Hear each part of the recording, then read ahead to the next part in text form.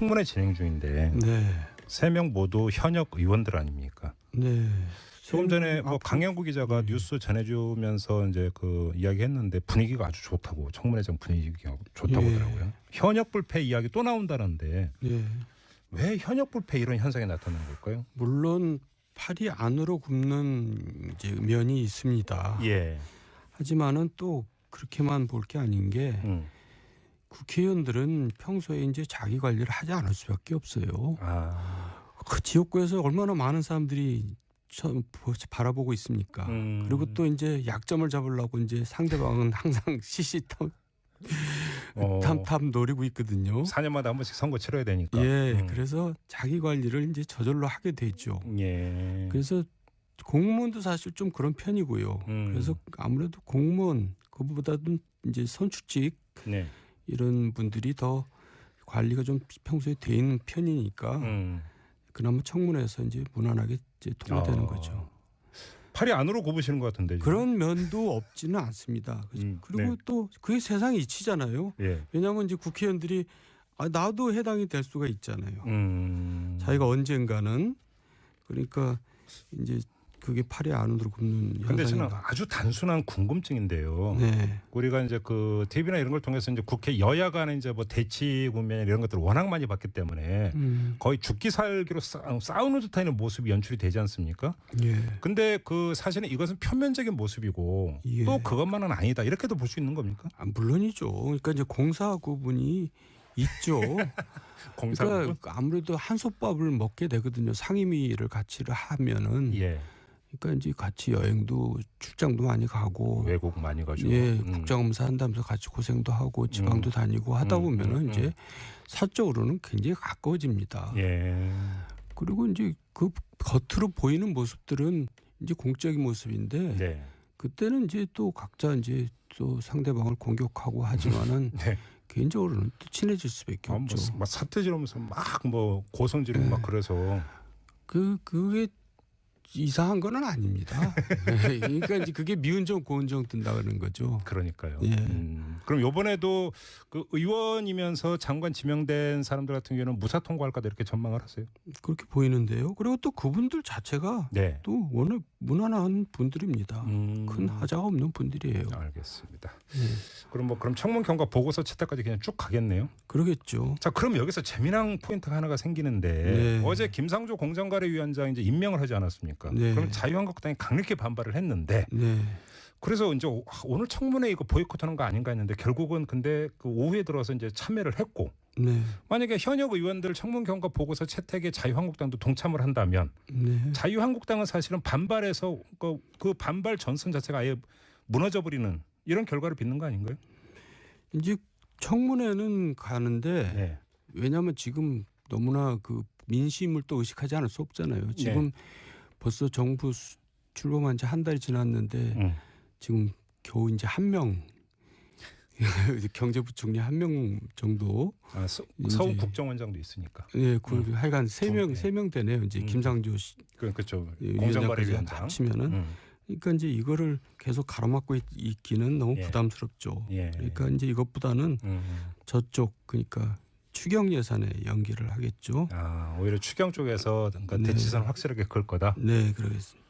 근데 조금 전에 저희가 2부에서 남경필 경기지사하고 인터뷰했는데 추경 협조해야 된다고 또 남경필 지사는 또. 남경필 지사는 그건 개인적인 의견이죠. 남경필 지사는 자기 소신대로 또 현장 의견이래요. 현장 의견. 그 도정 현장에서 펴다 보니까 공무원이 정말 부족하다고. 그러니까 이제 그건 그러니까 진영을 논리를 떠나서 그렇죠. 자기가 솔직하게 얘기를 한 거죠. 알겠습니다.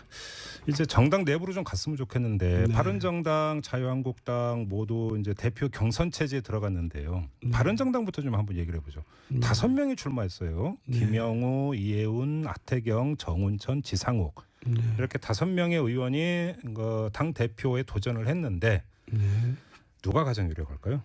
모르겠는데요. 근데 솔직히 얘기하면 누가 되든 별로 관심이 없지 않습니까? 또 특유의 또 화법이 나오시는데 왜요? 아니 근데 제가 이제 오늘 아침 이렇게 기사를 쭉 봤어요. 근데 야당에서 전당대회가 열리는데 기사가 하나도 나오는 게 없더라고요. 그러니까 심지어는 언론마저도 관심이 없어요. 언론마저도. 네. 이 5번 들으면 되게 섭섭하실 말씀 그렇게 하고. 그리고 또 이제 나온 사람들이 그나마 이제 그 많이 무게감이 있는 사람들이 나왔으면 모르는데 네. 좀 그렇지 않거든요. 그러니까 뭐 그냥 구체적으로 얘기한다면 유승민이 다시 나오든가 뭐 김무성이 나와서 뭐 서로 경쟁을 한다든가 그런 몰라도 예. 이제 뭐 초재선 나오고 뭐 이런 식으로 하니까 관심이 뚝 떨어지고 또 이게 다 4명이 최고위원 되거든요. 한 명만 떨어지는 거죠, 한 명만. 결국 그러니까 뭐 다 되는 거죠. 그러니까 최고 득표자가 당 대표가 되고 네. 그 차점자 이렇게 쭉 해서 4명이 3명이 이제 그 최고위원이 되고 네. 이렇게 되는 거잖아요. 네. 그러니까 일단 지금 4명, 5명 중에 4명은 최고위원이 당선된 겁니다. 그러니까 무슨 그러면 나머지 한 명, 와, 그 나머지 한 명이 들어가면 얼마나 부담스러울까? 별로 부담스러울 것 같지도 않은데요. 왜요? 그 관심들 자기만 없으니까. 떨어지는 거잖아요, 자기만. 근데 부담스러운 거는 이제 돈이 부담스럽겠죠. 아무래도 뭐 돈입니까? 예, 전국을 다니다 보면 돈이 들죠. 그렇죠. 네. 워낙에나 하여간 돈이야 돈. 그럼 진짜 그 말씀하셨으니까 네. 유승민 의원이나 김무성 의원은 이번에 당 대표에 그 나오면 안 되는 거였네. 왜 안 나왔을 거예요? 글쎄 명분이 별로 없어 보여요. 그래요? 예. 그러니까 이제 유승민 의원 같은 경우는 뭐 대선 결과가 나온 지 얼마나 됐는데 다시 뭐 하냐 이런 이야기가 나올 수가 있다라는 거고. 본인이 또 이미 얘기를 했어요. 나오지 않겠다고. 그러니까 이제 그 번복하는 것도 이상한 거고. 김무성 의원은 혹시 노룩 패스 때문에 그런 건가요? 김무성 의원은 이제 자기 무게감에는 또 안 맞다고 생각을 하는 것 같아요. 오히려 당 대표 자리가 가볍다. 예, 그래서 그냥 패스할래요 그러면. 바른정당은 정말 미래가 잘 안 보이네요. 물론 그렇게 세게 얘기하십니까? 아니요. 왜냐하면 이제 지방선거가 이제 1년도 안 남았는데 네. 이런 상태로 지방선거를 치르기가 힘들거든요. 그러면 지방선거에서 선전할 가능성이 별로 없다고 보시는 거예요? 예, 그래서 지방선거를 이제 치르면서 이제 당의 존립이 이제 문제가 되겠죠. 그렇게 보시는 거군요. 지방선거 얘기가 나왔으니까 말인데요. 네. 지금까지 지방선거를 몇 차례 치렀잖아요. 많이 치렀잖아요. 그렇죠. 근데 법칙이 있습니다. 어떤 그러니까 법칙인데? 여당이 된 상태에서 지방선거는 반드시 수도권에서 참패합니다. 여당 후보가 수도권에서 진다? 예, 그건 뭐 예외가 없었습니다. 지금까지 계속 그랬나요? 그럼요. 그래서 지금까지 이제 수도권 서울하고 경기 이런 수도권에서 구청장, 시장 군수나 광역위원이 항상 그 여당에서는 참패를 했어요. 근데 잠깐만요. 거기서 중요한 거는 그러니까 예를 들어서 그 여당 그 단체장 후보는 수도권에 졌다고 하더라도 여당이 된 시점과 지방선거가 치러진 시점이 얼마나 벌어지느냐, 그러니까 아니면 그러니까 가까이 있는 이거에 따라서 달라지는 거 아닙니까? 보통 한 2년 정도 후에 하죠. 그렇죠. 예, 그러니까 중간 평가 성격을 띠고 있는데 항상 이제 그 현역 국회의원들이 이제 쉽게 말하면 죽을 썼거든요. 예. 근데 그러면 내년 그 지방선거는 중간 평가 성격을 띈다고 볼 수 있을까요? 그러니까 1년 후에 치러지는 지방선거는 거의 처음인 것 같고요. 그러니까요. 그런데다가 지금 개헌 국민투표고 같이 가잖아요. 예, 국민투표도 변수가 있고 또 지금 노무현 문재인 대통령 지지율이 상당 기간 계속될 것 같이는 보이거든요. 거공 행진 중이죠. 거기다가 야당은 지리멸렬돼 있고 뭐 숫자는 많지만은 지지율이 다 한 자리 숫자잖아요. 이런 상태로 지방선거는 굉장히 어렵다고 봐야죠. 그러면 그 의원님께서 말씀하신 그 지방선거의 법칙이 이번에는 깨질 것 같아요. 그래요? 예, 그러면서 이제 굉장히 여당 동무대가 이제 진짜 지방 그 지까지 싹쓸이하게 되면은 역대 볼 수 없는 정말 강력한 여당이 되는 거죠. 그렇게 전망하시는군요. 아무튼 그러면 바른정당으로 다시 돌아가서 바른정당이 만약에 지방선거를 준비한다면 전략 지역이 어디가 되는 겁니까? 전략 지역이 없어요. 후보 자체가 지금 TK도 아니고. 예, 그러니까 이제 광역 후보 같은 경우는 후보를 영입할 기 자체가 힘들어지죠.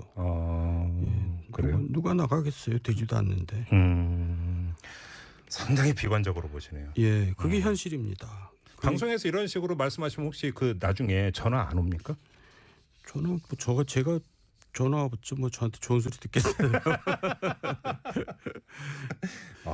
알겠습니다. 자, 그러면 이 바른정당 당대표 경선 하나만 더 여쭤보고 그러니까 자유한국당으로 넘어갔으면 하는데 그 최대 그 주주라고 할 수 있는 유승민 의원하고 김무성 의원은 엄정 중립을 선언을 했는데 이 중립선언은 그대로 믿어도 되는 거죠? 그럴 거예요. 뭐 여기까지 개입을 해서 뭐 시끄럽게 하겠어요. 그래요? 예.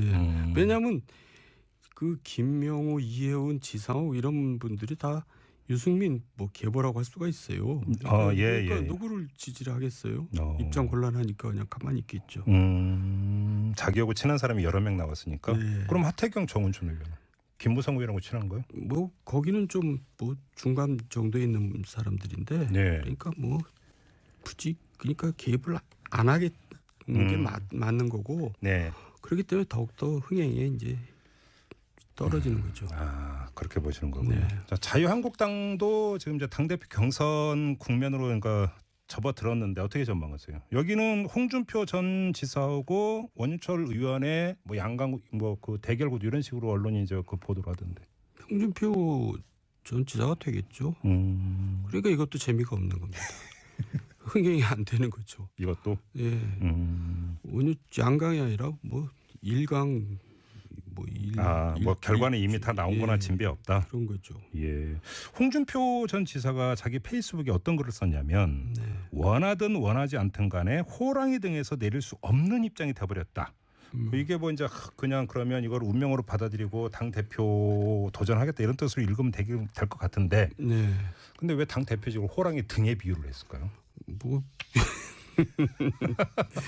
그러니까 지금 자꾸 뭘 그렇듯하게 만들고 싶은 생각이 있는 거죠. 그래요? 이게 국민들 관심은 없는데. 바로 그건데요. 만약 홍준표 지사가 그 전 지사가 당 대표가 됐다고 가정을 하죠. 자유한국당이 어떻게 변할 수 있는 겁니까? 별로 뭐 변할 것 같지도 않아요. 그 홍준표 지사 자체가 이제 그 사실 지난 대선 때 뭐 20 몇 프로 지지를 받았지만은 24%. 사실 홍준표 개인이 받은 게 아니거든요. 뭐 개인 표도 있겠지만은 차마 문재인을 찍지 못하는 그 소위 보수 진영에서 이제 찍어준 거죠. 그러니까 그걸 본인 표라고 생각하면 굉장히 착각이고요.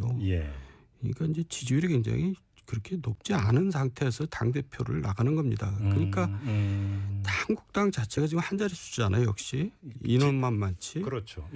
거기서 이제 당 대표 나가서 또 완싸야 대학에 이제 되는데 결정적인 하자가 있잖아요. 홍준표 대표가 되더라도. 왜냐하면 지난 대선 과정에서 친박을 받아들였거든요. 그래놓고는 이제 친박 청산을 해야 될 숙제를 안고 있는 겁니다. 친박 청산을 못하면 한나라당은 결코 다시 살아날 수가 없거든요. 자기 모순에 빠져버린 거죠. 자기 모순에 빠져버린 겁니다. 그러니까 한계를 지닌 대표인데 또 이 양반 말고는 대표감이 또 없다. 이러니 한국당도 미래가 없는 거죠. 그러니까 제가 지금 두 정당의 당 대표 경선을 그 따로 떼어서 여쭤봤던 이유가 보수 정치권의 재구축 내지 재탄생. 이것도 이제 사실은 이제 중요한 한국 정치 전반으로 봐도 이제 중요한 과제인데 그러면 두 당의 당 대표 경선이 보수 정치권을 재정비하고 재구축해 들어가는 하나의 어떤 그 선순환 구조에서의 계기가 되기는 힘들다 이렇게 보시는 거예요. 그래서 완전히 죽어야 되거든요. 완전히 죽어요. 어떻게 어떤 게 죽는 거예요? 지방선거를 통해서 완전히 죽을 거라고 봐요. 그래야지 이제 새로 집을 짓는 거죠. 시간이 걸리더라도 어정쩡하게 뭐 107명 가지고 뭐 20명 가지고 이렇게 가다가 진짜 프랑스 짱 나죠. 결국은 이제 과거에 캐나다에서도 그런 일이 있었어요. 집권 여당이 선거를 치러 보니까 3석을 얻었거든요. 지금 이제 이 한국당이나 바른정당 이런 보수 진영에서 그런 처절한 이제 그 밑바닥에서 다시 출발하는 계기가 저는 지방선거가 될 거라고 봅니다. 그럼 의원님께 말씀을 정리를 하면 지난 대선이 보수 정치권의 바닥이 아니라 내년에 치러질 지방선거가 바닥일 가능성이 높다. 앞으로 더 떨어질 가능성이 있다. 이런 전망이시네요. 저는 그렇게 생각합니다. 그래서 완전히 이제 그 거의 참사 수준이 되면서 새로운 리더십이 그때 비로소 뿅 하고 나타날 수 있는 거다. 그러니까 이제 그 영국 같은 경우 보면은 연전연패 하다 보니까 정말 젊은 지도자를 영입해가지고 이제 기사회생을 하잖아요. 네. 그러니까 이제 우리나라에서도 그런 일이 이제 앞으로 벌어질 것 같아요. 그 새 리더십에 의원님은 포함이 안 됩니까? 저는 벌써 이제 왜요? 왜 말끝을 제 흐리십니까? 나이를 얘기하려고 그러다가 지금 참았습니다. 또 현장 의견이래요. 현장 의견. 그 도정 현장에서 펴다 보니까 공무원이 정말 부족하다고. 그러니까 이제 그건 당 그러니까 진영을 논리를 떠나서 그렇죠. 예, 자기가 솔직하게 얘기를 한 거죠. 알겠습니다. 이제 정당 내부로 좀 갔으면 좋겠는데 네. 바른정당, 자유한국당 모두 이제 대표 경선 체제에 들어갔는데요. 바른정당부터 좀 한번 얘기를 해보죠. 5명이 출마했어요. 네. 김영우, 이해운, 하태경, 정운천, 지상욱 네. 이렇게 5명의 의원이 당 대표에 도전을 했는데 네. 누가 가장 유력할까요? 모르겠는데요. 근데 솔직히 얘기하면 누가 되든 별로 관심이 없지 않습니까? 또 특유의 또 화법이 나오시는데 왜요? 아니 근데 제가 이제 오늘 아침 이렇게 기사를 쭉 봤어요. 근데 야당에서 전당대회가 열리는데 네. 기사가 하나도 나온 게 없더라고요. 그러니까 심지어는 언론마저도 이제 가까워집니다. 예. 그리고 이제 그 겉으로 보이는 모습들은 이제 공적인 모습인데 네. 그때는 이제 또 각자 이제 또 상대방을 공격하고 하지만은 네. 개인적으로는 또 친해질 수밖에 없죠. 막 사태 지르면서 막 뭐 고성 지르고 막 그래서 그게 이상한 건 아닙니다. 그러니까 이제 그게 미운 정 고운 정 뜬다 그러는 거죠. 그러니까요. 예. 그럼 이번에도 그 의원이면서 장관 지명된 사람들 같은 경우는 무사 통과할까도 이렇게 전망을 하세요? 그렇게 보이는데요. 그리고 또 그분들 자체가 네. 또 워낙 무난한 분들입니다. 큰 하자가 없는 분들이에요. 알겠습니다. 예. 그럼 청문 경과 보고서 채택까지 그냥 쭉 가겠네요. 그러겠죠. 자, 그럼 여기서 재미난 포인트가 하나가 생기는데 네. 어제 김상조 공정거래위원장 이제 임명을 하지 않았습니까? 네. 그럼 자유한국당이 강력히 반발을 했는데 네. 그래서 이제 오늘 청문회 이거 보이콧하는 거 아닌가 했는데 결국은 근데 그 오후에 들어서 이제 참여를 했고 네. 만약에 현역 의원들 청문 경과 보고서 채택에 자유한국당도 동참을 한다면 네. 자유한국당은 사실은 반발해서 그 반발 전선 자체가 아예 무너져 버리는 이런 결과를 빚는 거 아닌가요? 이제 청문회는 가는데 네. 왜냐하면 지금 너무나 그 민심을 또 의식하지 않을 수 없잖아요. 지금 네. 벌써 정부 출범한 지 한 달이 지났는데 지금 겨우 이제 한 명 경제부총리 한 명 정도. 서울 국정원장도 있으니까. 예, 하여간 세 명 되네요. 이제 김상조 씨, 그렇죠. 공정거래위원장 합치면은. 그러니까 이제 이거를 계속 가로막고 있기는 너무 부담스럽죠. 예. 그러니까 이제 이것보다는 저쪽 그러니까 추경 예산에 연기를 하겠죠. 오히려 추경 쪽에서 그러니까 네. 대치선 확실하게 그을 거다. 네, 그러겠습니다. 근데 조금 전에 저희가 2부에서 남경필 경기지사하고 인터뷰했는데 추경 협조해야 된다고 또 남경필 지사는 또. 남경필 지사는 그건 개인적인 의견이죠. 남경필 지사는 자기 소신대로 대인 편이니까 그나마 청문회에서 이제 무난하게 이제 통과되는 거죠. 팔이 안으로 굽으시는 것 같은데. 그런 면도 없지는 않습니다. 그리고 네. 또 그게 세상이 이치잖아요. 예. 왜냐하면 이제 국회의원들이 나도 해당이 될 수가 있잖아요. 자기가 언젠가는 그러니까 이제 그게 팔이 안으로 굽는 근데 저는 현상인가. 아주 단순한 궁금증인데요. 네. 우리가 이제 그 TV나 이런 걸 통해서 이제 국회 여야 간의 이제 뭐 대치 국면 이런 것들을 워낙 많이 봤기 때문에 거의 죽기 살기로 싸우는 듯한 모습이 연출이 되지 않습니까? 예. 근데 그 사실은 이것은 표면적인 모습이고 예. 또 그것만은 아니다 이렇게도 볼 수 있는 겁니까? 물론이죠. 그러니까 이제 공사 구분이 있죠.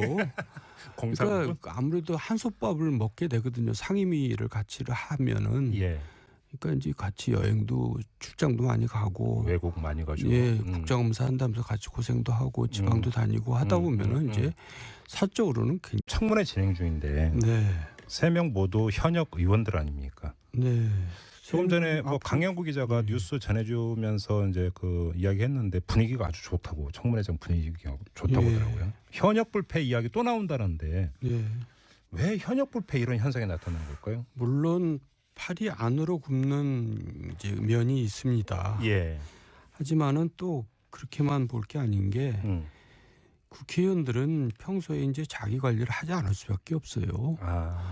그 지역구에서 얼마나 많은 사람들이 바라보고 있습니까? 그리고 또 이제 약점을 잡으려고 이제 상대방은 항상 시시타 탐탐 노리고 있거든요. 4년마다 한 번씩 선거 치러야 되니까. 예, 그래서 자기 관리를 이제 저절로 하게 되죠. 예. 그래서 공무원도 사실 좀 그런 편이고요. 그래서 아무래도 공무원 그보다는 이제 선출직 네.